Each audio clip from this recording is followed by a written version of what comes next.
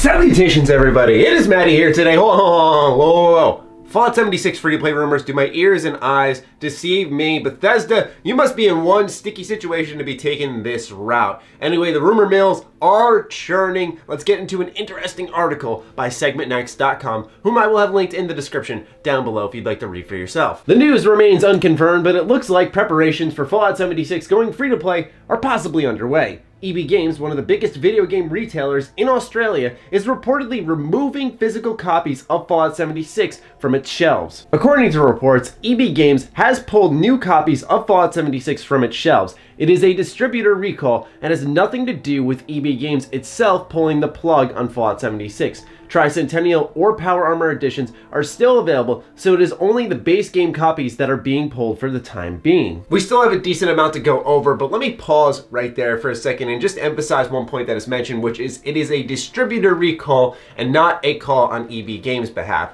I know some folks are aware of the GameStop takeover that's happening right now. EB Games is under that same company. I just want to go ahead and clarify that I doubt that has anything to do with what's happening here with Fallout 76, and more so that's just a speculation that I'm sure some could have, but it's something I want to clarify that this is coming from who gives the store the copies, and they are now taking them back, which is awfully strange. EB Games Australia currently has no new base game physical copies on sale. In fact, there is a buy one, get one free offer up for Fallout 76 pre-owned copies at EB Games Australia. Interestingly, at the time of writing this, Amazon had 28 copies left in stock for Fallout 76. That is strange considering the size of the retailer. One little sprinkle of speculation I can spread over this succulent steak of information is that pretty much EB Games Australia pulled all new copies off their shelves, and they're trying to get rid of every single pre-owned copy they can by doing a very strange buy one get one free for the same game. Why would you buy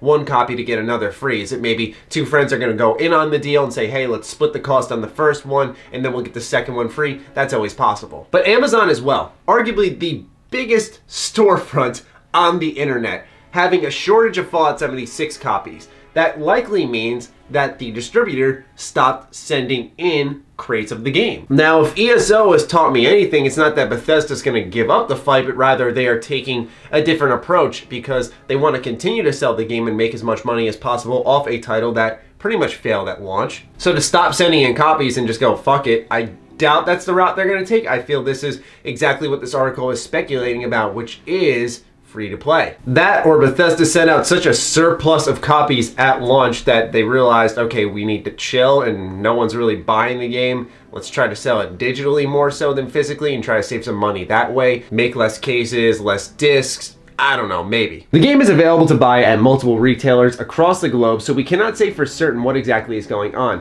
It is possible that this is just a situation with EB Games Australia, because at the time of this writing, EB Games New Zealand is still selling physical copies of Fallout 76 at its storefronts. I personally checked at my own GameStop by calling them, and they said that they still had the game out physically, so that's the situation in my area, and this seems like a issue specific to Australia. However, what's most notable is the Amazon aspect, I feel, of this entire story. Yes, we're seeing a strange change of pace over at EB Games Australia, but Amazon, a humongous storefront like that, not having many copies of Fallout 76. Obviously, the game's not selling out. It came, it flopped, people roasted it, and now it's kind of forgotten about in many ways until maybe it makes a resurgence down the line when Bethesda really changes up their game. Because as I talk about this more, I wonder what would happen if Bethesda said, here's our big first content drop, here's some changes coming in the game, and oh, you may not want to pay for it, but guess what? It's free to play, so now anyone can hop in. Because free to play can be very lucrative over time for companies. I mean, hello, Fortnite. You know, these games that are free to play make lots of money and support their content for years and years on end and become just an endless service. Personally, I'm a little terrified of the idea of Fallout 76 going free to play because I feel that's the only barrier that keeps the Atomic Shop from going from out of hand to incredibly, insanely overpriced, because Bethesda has to make up the difference somewhere, and I feel like if they remove that price tag from the game, they can just justify those Atomic Shop prices, and people will defend it. I already know that because people defended the Atomic Shop in the first place, and now they'll defend it even more when the game is free to play. And I get Bethesda has to make their money. I'm not going to sit here and act like a fool like they're a business that's going to settle for a deficit. That's stupid. I feel like if that shop was fairly priced and tried to engage players more in collecting atoms so they could maybe get enough to buy one item and say, I want this too, you know what, this game's great, let me just spend some money on it, that would do Bethesda a whole world of good. But instead, even upon checking now, I haven't played the game in stupid long, this is my first time firing it up, and I look at the Atomic Shop and I still see these prices that are egregious, and I'm not going to go on about it again, but I just would love to see Bethesda really change the pricing infrastructure for the Atomic Shop to be more accommodating to people in a free-to-play environment. Because right now, as a AAA game that you spend $60 for or $40 right after launch, the prices in there just are not acceptable. And if it goes free-to-play, the issue with the Atomic Shop is also that there's really not much enticement, in my opinion, to go in and try to get all the apparel and all the paints